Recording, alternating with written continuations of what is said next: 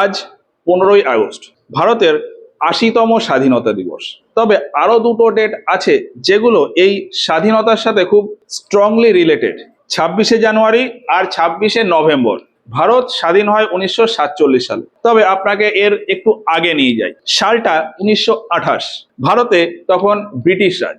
যদিও এর আগে স্বাধীনতার জন্য প্রচুর লড়াই হয়েছে, তবে ১৯২৮ খ্রিস্টাব্দে গিয়ে কংগ্রেসের তরফ থেকে ভারতের জন্য ডমিনিয়ন স্টেটের দাবি করা হয়, অর্থাৎ ভারত অর্ধেকটা ভারতীয় রাজ অনুযায়ী চলবে, এইরকম একটা দাবি করা হয়। তবে ব্রিটিশদের দিক থেকে এইটাকে খুব একটা গায়ে লাগানো হয়নি। এই জন্য পরের বছর ১৯২৯ খ্রিস্টাব্দে ডিসেম্বর মাসে কংগ্রেসের যে লাহোর সেশন হয়, এই সেশনে পূর্ণ স্বরাজের দাবি করা হয়। ডেটটা হলো ১৯শে ডিসেম্বর ১৯২৯।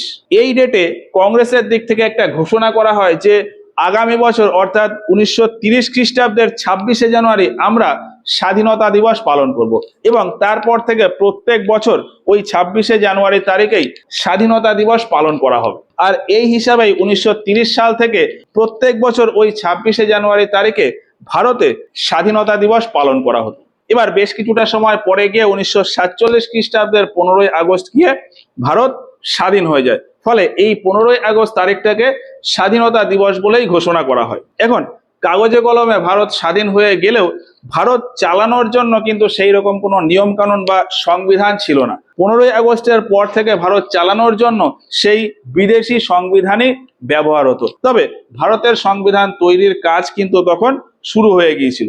আর এই ভারতীয় সংবিধান তৈরি হতে হতে সালটা চলে আসে ১৯৪৯। ১৯৪৯ খ্রিস্টাব্দের ২৬শে নভেম্বর গিয়ে ভারতের সংবিধান লেখা শেষ হয় এবং সেটাকে মান্যতা দেওয়া হয় বা অ্যাপ্রুভও করে নেওয়া হয়। ফলে বলা যায় যে ওই ১৯৪৯ খ্রিস্টাব্দের ২৬শে নভেম্বর থেকে ভারত স্বাধীনভাবে তার সংবিধান অনুযায়ী চলতে শুরু করে।